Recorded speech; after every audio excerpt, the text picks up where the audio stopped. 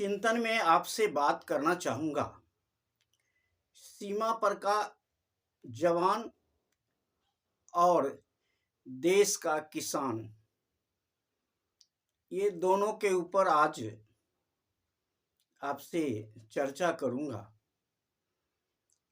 कि आज दिल्ली के बॉर्डर पर किसान अपने मांग को लेकर के आंदोलन कर रहा है और उसके आमने सामने खड़ा जवान है जो सीमा पर हमें और देश को सुरक्षित करता है। किसान आज सीमा पर क्यों खड़ा है? जवान आंदोलित क्यों है? यह आप हम सब जानना चाहेंगे। किसान हमारे देश को पेट भरने का काम करता है और जवान हमारे सीमा का सुरक्षित करता है।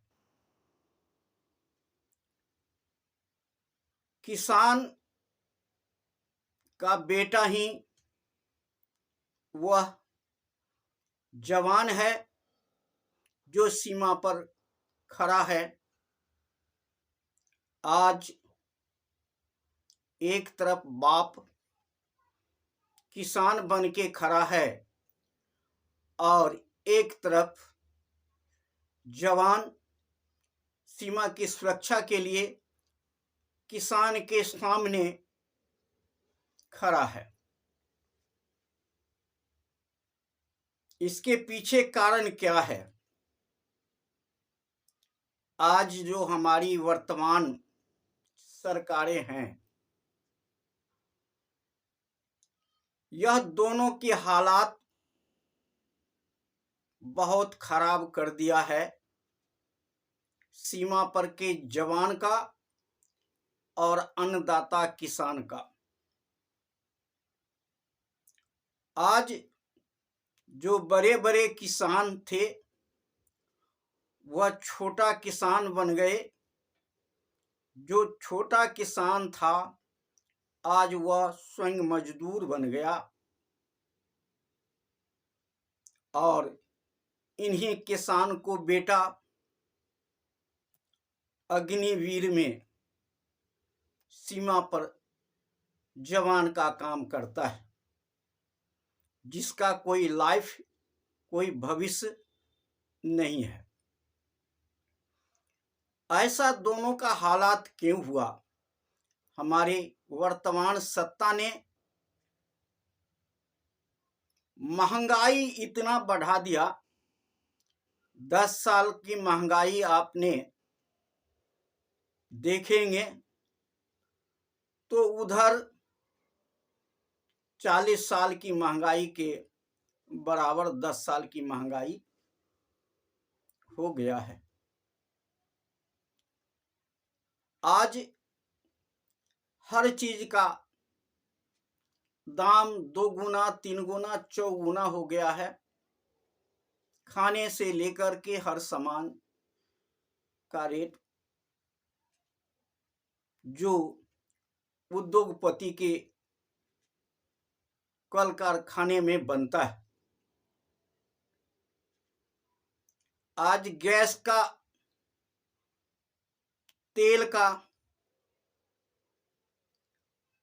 और जितने भी फैक्ट्री में बनने वाला जो सामान है, जो बच्चे का खाने पीने नाश्ता का सामान है, उसको कीमत आप देख सकते हैं। किसान का जब फसल होता है उस समय उसका पैदार का कीमत, अन्न का कीमत क्या होता है, वह हम सबसे छिपा हुआ नहीं है।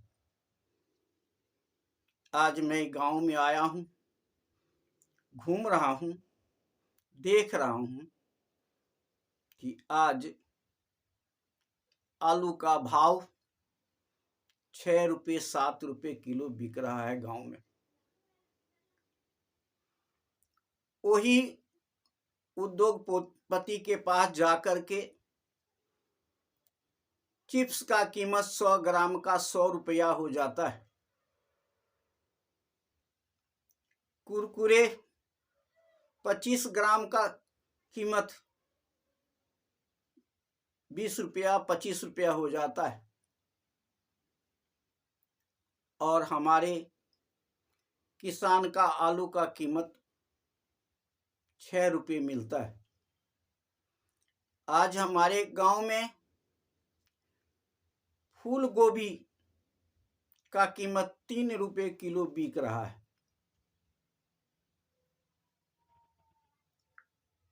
इसी प्रकार अन्य सब्जी भी जब तक किसान के पास रहता है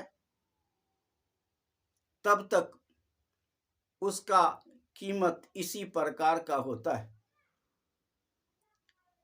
किसान जो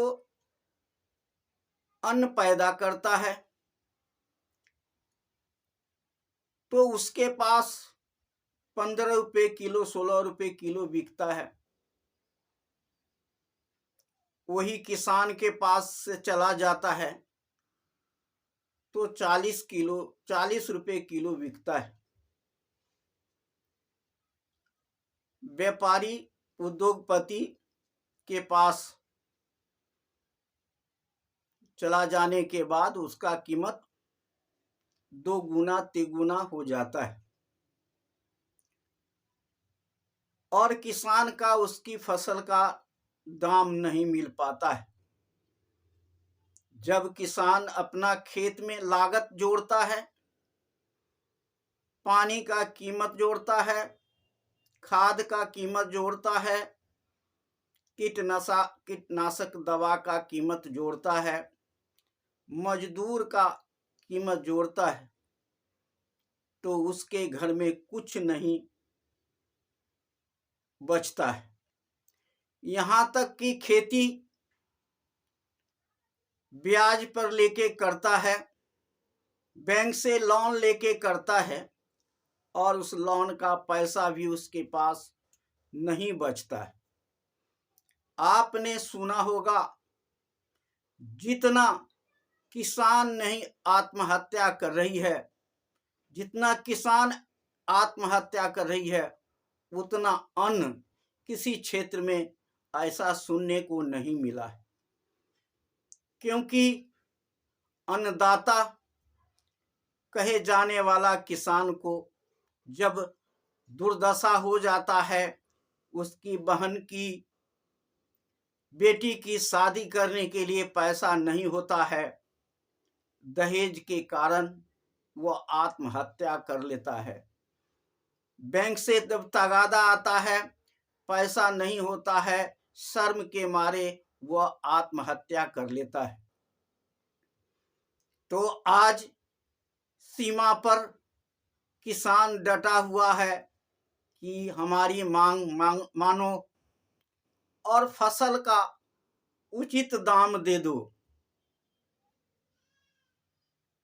फसल का उचित दाम एक निश्चित करो जिससे कि हमारा औने पौने दाम पर उपज होने पर नहीं बिके और जो भी उद्योगपति खरीदे एक निश्चित दाम पर वह खरीदे और अपना मुनाफा लेकर के बेचे। आज तो ऐसा होता है कि 15 रुपये का सामान उद्योगपति के पास जाने के पास 45 रुपये का बन जाता है और किसान के हाथ में कुछ नहीं मिलता है। उद्योगपति कमा करके उद्योगपति बनता जाता है। आज देश का जो सरकारें हैं, हमारे वर्तमान सरकारें हैं, यह उद्योगपतियों को कर्ज माफ करती है। लाखों हजारों करोड़ रुपए का कर्ज माफ कर देती है। लेकिन 1000, 2000, 10,000 और 50,000 लाख तक का किसान का कर्ज माफ नहीं कर पाती है। जबकि किसान को पूरी सुविधा देना चाहिए था। आज हर जगह जीएसटी के माध्यम से किसान को भी वही जीएसटी देना पड़ता है जो किसानों उद्योगपतियों को देना पड़ता है। हर सामान पर जीएसटी लग गया है, किसान के हर सामान पर जीएसटी देना पड़ता है और किसान का फसल का उचित कीमत नहीं मिलता है। आज जो पक्का अन्न है, पक्का सामान है, उसका एमएसपी का मांग हमारे देश का किसान कर रहा है और सीमा पर डटा हुआ है अपने मांग के लेकर के। पिछले साल में आपने देखा होगा 12-14 महीना तक किसान दिल्ली के बॉर्डर पर बैठा हुआ था और आश्वासन देकर के सरकार ने उस समय आश्वासन दिया और उसका मांग की पूर्ति नहीं की और पुनः उसी मांग को लेकर के आज किसान आंदोलित है और बॉर्डर पर डटा हुआ है। क्या किसान का यह मांग उचित है या अनुचित है, वह हमारा देश का जनता देख रही है, लेकिन सरकारें देख नहीं रही है। क्योंकि आज पूंजीपतियों का सरकार है, पूंजीपतियों का इशारा पे चलती है और उसी के लिए काम हमारे वर्तमान सरकार करती है। जब चुनाव आता है तो इधर उधर झांकने लगती है और धर्म और जाति का मुद्दा उठा करके सत्ता में आने का काम करती है। भोली भाली जनता इन सत्ताधारी पार्टियों के प्रलोभन में आ जाता है और अपना वोट इन्हें देती है और सरकार बनने के बाद आज जो किसान का हालत है वही नौजवान और जवान की जो सीमा पर सुरक्षा कर रहा है उस जवान का है। अग्निवीर का नाम देकर के किसान जवान को जिस तरह से ठगने का काम किया है सरकारें ने, जो 4 साल का नौकरी देकर के उन्हें बाद में वह क्या करेगा नौजवान, वह पूंजीपतियों को तो चौकीदारी का काम में लगेगा। यही सरकार का नीति है।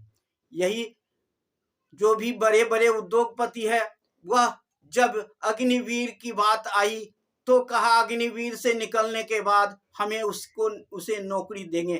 क्या उस नौजवान को उसी दाम पर क्या पूंजीपति अपने पास नौकरी रखेगा? नहीं रखेगा। वह नौकरी एक उसकी मांग के ऊपर होगा, उसके अनुसार नौकरी करेगा। मजदूर के नाम, जवान के नाम, जवान के वेतन के अनुसार वह नहीं देगा। एक मजदूर का वेतन वह देगा उस जवान को। ऐसा हालत हमारे सीमा पर सुरक्षा करने वाला जवान को बना दिया है वर्तमान सरकार ने। आज उसी दोनों के बीच में लड़ाई ठन गई है और बीच में सरकार तमाशा देख रही है। उसी का बेटा उसी के ऊपर गोली तान करके खड़ा है और सरकारें उकसाने का काम कर रही है और अगर गोली चलेगा तो अपने बाप को ही वह जवान गोली मारेगा जो किसान है और उसी का बेटा सीमा पर सुरक्षित जवान है। एक दूसरे के बीच में लड़ाई लड़ाने का काम ये सरकारें कर रही है। एक दूसरे के बीच में और सेना के जवान को आमने सामने, किसान के आमने सामने कर दिया है आज यह सरकारें। अभी तक कान पर जूं भी नहीं रेंग रही है सरकार को कि अभी जब कीलें ठोक रही है, रोड पर कीलें गाड़ रही है, जितना अभी प्रताड़ित किसान को किया जा रहा है, कैनन से पानी छोड़ करके, आंसू गैस छोड़ करके और डंडा लाठी चला करके किसान को प्रताड़ित करने का काम कर रही है। सरकार सोचती है कि चुनाव में तो हम पैसा खर्चा करके और धर्म के नाम पर हम सत्ता में पुनः आ जाएंगे, फिर संविधान को रौंदने का काम करेगी यह वर्तमान सरकार। अब देश को, जनता को यह सोचना पड़ेगा कि इस सरकार को हम कैसे उखाड़ करके फेंकें। जब तक यह वर्तमान सरकार को जनता उखाड़ के नहीं फेंकेगी, तब तक हमारे देश के किसान को, नौजवान को, मजदूर को, सीमा पर जवान को सुरक्षा नहीं मिलेगा। उसको रोजी रोटी का कोई भी व्यवस्था ये सरकार, वर्तमान सरकार नहीं करेगी। आज मजदूर के पास काम नहीं है, नौजवान के पास नौकरी नहीं है, जब सीमा पर सुरक्षा कर रहा है उसका कोई भविष्य नहीं है, नौकरी कर रहा है उसके पास कोई भविष्य नहीं है, किसान के पास आत्महत्या के अलावा कोई रास्ता नहीं है। अब यह सरकार को जब तक जनता उखाड़ के नहीं फेंकेगी, तब तक अब देश के मतदाता को, देश को, जनता को कोई भलाई नहीं होने वाला है। इसलिए हम चाहेंगे कि जनता इस पर विचार करे कि क्या करना है और सरकार को इस समय क्या करना चाहिए। सरकार क्यों नहीं सोच रही है किसान और जवान के लिए, क्यों नहीं नौकरी के लिए नौजवान जब खड़ा है, आज सभी नौजवान ओल्ड जो नौकरी कर रहा है ओल्ड पेंशन के लिए धरना पे आ रहा है, उसके भविष्य के लिए भी तो सरकार सोचे कि उसका भविष्य क्या होगा। आज जहां चुनाव होती है वहां घोषणा करना शुरू कर देती है। जब आंध्र प्रदेश और आपने देखा मध्य प्रदेश और राजस्थान में आपने देखा क्या क्या घोषणा किया गया और 450 का सिलेंडर दिया गया, और पूरे देश में आज जब 11, 12, 1300 का सिलेंडर था, अब 900 का सिलेंडर कर दिया है। बताइए कि एक राज्य में जहां चुनाव होता है वहां के जनता को 450 का सिलेंडर मिलेगा और हमारे पास 900 का सिलेंडर मिलेगा। यह कहाँ का अन्याय है। यह सरकार जब भी चुनाव आती है तो रेट कम कर देती है, जब चुनाव खत्म हो जाती है तो महंगाई बहुत बढ़ा देती है और पूंजीपति को फायदा कराती है और जनता को नुकसान कराती है। जनता परेशानी में आज झुलस रहा है, परेशानी में जी रहा है और सरकार सुनने का राजी नहीं है और पैसे के बल पर विपक्ष को खरीदने का काम किया जाता है और नेताओं को अपने कब्जे में करने का काम किया जाता है। डरा धमका करके वह अपने पार्टी में मिलाने का काम किया जाता है, जिससे कि संविधान को बदलने का प्रयास उसका सफल हो। लेकिन जनता देख रही है, कोई इसका प्रयास सफल नहीं होने देगी। जनता आगे जागेगी जरूर और इन सरकारों को उखाड़ को फेंकेगी। यही आशा के साथ हम अपनी बात समाप्त करते हैं। जय हिंद, जय भारत।